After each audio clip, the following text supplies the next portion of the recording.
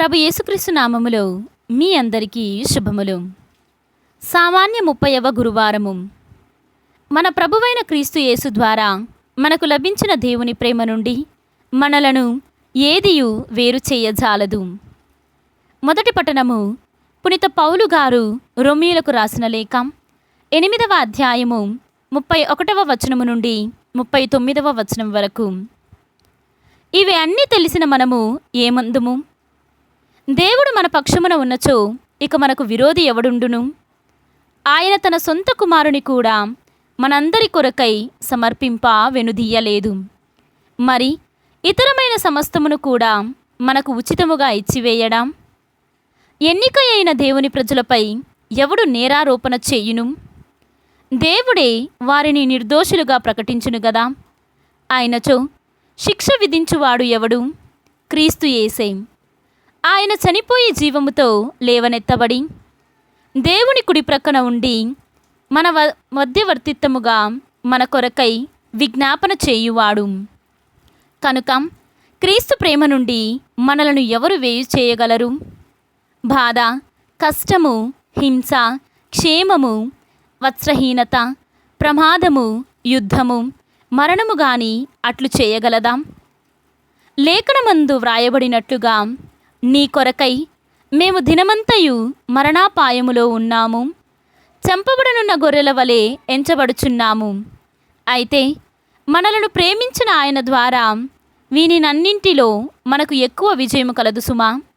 ఏలన మన ప్రభువైన క్రీస్తు యేసు ద్వారా మనకు లభించిన దేవుని ప్రేమ నుండి మనలను మృత్యువు, జీవము, దేవదూతలు లేక ఇతర పాలకులు, ఇక్కడ ఉన్నవి రానున్నవి, శక్తులు, పైలోకములు, అధోలోకము, సృష్టిలో మరేది వేరు చేయజాలదనుట నాకు నిశ్చయమే.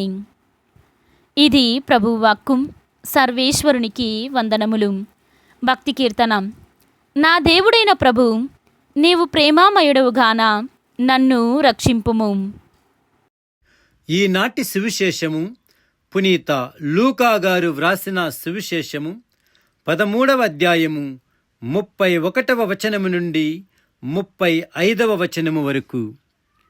ఆ క్షణమున కొందరు పరిసయ్యులు వచ్చి యేసుతో, మీరు ఇక్కడ నుండి వెళ్ళిపోండు, ఏలన హేరోదు మిమ్ము చంపచూచుచున్నాడు అని చెప్పిరి.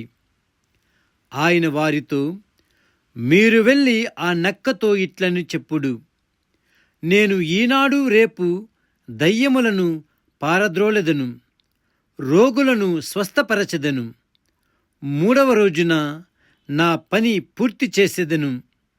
ఈనాడు రేపు మరునాడు నేను నా పనిని కొనసాగింపవలయను. ఏలన ప్రవక్త యెరూషలేమునకు వెలుపల చంపబడుట సంభవింపకూడదు అని చెప్పెను. ఓ యెరూషలేమా, యెరూషలేమా, నీవు ప్రవక్తలను చంపి దేవుడు పంపిన ప్రతినిధులపై రాళ్ళు రువ్వుచున్నావు. కోడి తన పిల్లలను తన రెక్కల క్రింద చేరదీసినట్లు నేను ఎన్ని పర్యాయములు నీ బిడ్డలను చేరదీయగోరినను నీవు అంగీకరింపక పోతివి. ఇదిగో నీ గృహము నిర్మానుషమగును, ప్రభువు పేరిట వచ్చువాడు స్తుతింపబడునుగాక అని చెప్పు వరకు మీరు నన్ను చూడజాలరు అని మీతో చెప్పుచున్నాను అని పలికెను. ఇది క్రీస్తు సువిశేషము. క్రీస్తువా మీకు స్తుతి కలుగునుగాక.